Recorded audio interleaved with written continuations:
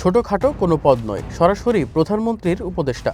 প্রধানমন্ত্রীর সাথে ছবি যার প্রমাণ আছে, ভিজিটিং কার্ড। এই পরিচয় দিয়ে বাংলাদেশ ব্যাংকের কাছে ১,০০০ কোটি টাকা ঋণ চেয়ে চিঠিও দিয়েছেন।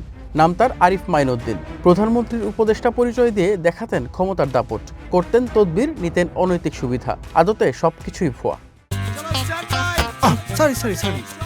লাইফে কখন কি হয় গ্যারান্টি আছে? তাই ইন্স্যুরেন্স করুন সিটি ব্যাংকে, কারণ ইন্স্যুরেন্স করলে সিটিতে সুরক্ষা পাবেন নিশ্চিন্তে।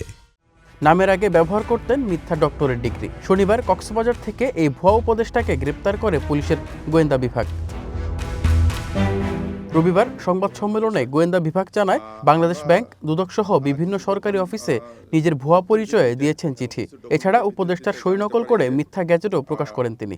আরিফ মহিউদ্দিন নামে এক জনৈক ব্যক্তি, কোনো সময় সে নিজেকে ডক্টর আরিফ মহিউদ্দিন, কোনো সময় মহিউদ্দিন, কোনো সময় মহিউদ্দিন চৌধুরী নাম ব্যবহার করে বিভিন্ন রকম প্রতারণামূলক কর্মকাণ্ডে লিপ্ত হয়েছে। শাহাবুদ্দিন জামিল, পরিচালক প্রশাসন, প্রধানমন্ত্রীর কার্যালয় ঢাকা, এরকম সিল ব্যবহার করে প্রধানমন্ত্রীর বায়োগ্রাফি তৈরি করে বিভিন্ন লোকের কাছে পাঠাচ্ছে।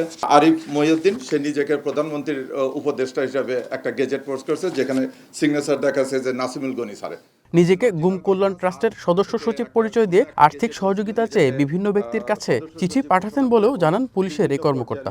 আমাদের অনেক বড় বড় মন্ত্রী মহোদয়দেরকে নাম ব্যবহার করে যে তারা এটি উপদেষ্টা আছে, সে বিভিন্ন জায়গায় এই গুম কল্যাণ ট্রাস্ট এটা সাহায্য করার নামে বিভিন্ন জনের কাছ থেকে আর্থিক সুবিধা বা চাঁদা চাচ্ছে। নিজেকে প্রতিমন্ত্রীর দাবি করে দুদকের কাছে চিঠি লিখেছে, সে বাংলাদেশ ব্যাংকে চিঠি লিখেছে তাকে ১,০০০ কোটি টাকা লোন দেওয়া। তার মোবাইল প্রাথমিকভাবে যাচাই বাছাই করে আমরা অসংখ্য প্রতারণা নাড়িয়ে পেয়েছি। এর আগেও এমন প্রতারণার অভিযোগে গ্রেপ্তার হন তিনি। তার বিরুদ্ধে রয়েছে একাধিক মামলা। জিজ্ঞাসাবাদ। Abhijit Shanta, one news, Dhaka. Print media এবং